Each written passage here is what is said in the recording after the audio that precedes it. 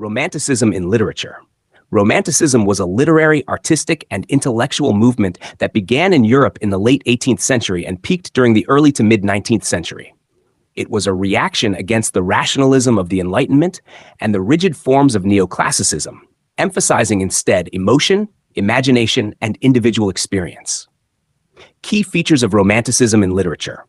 1. Emotion over reason. Feelings, passion, and intuition were valued more than logic and rational thought. 2. Imagination and creativity. Writers celebrated the power of imagination and originality.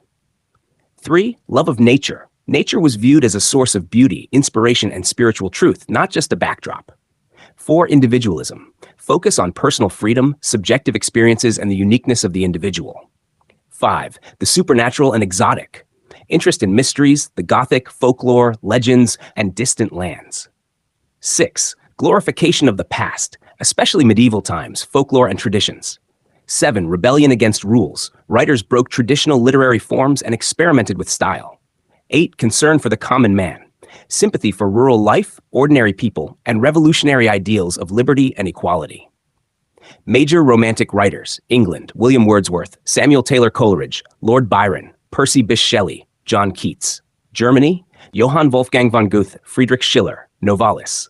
France, Victor Hugo, Alphonse de Lamartine. America, Edgar Allan Poe, Nathaniel Hawthorne, Ralph Waldo Emerson, Walt Whitman. Example in Wordsworth's poetry. Wordsworth emphasized the beauty of nature and the purity of simple rural life, believing poetry should express the spontaneous overflow of powerful feelings. In short, Romanticism in literature was all about imagination, passion, nature, and individuality.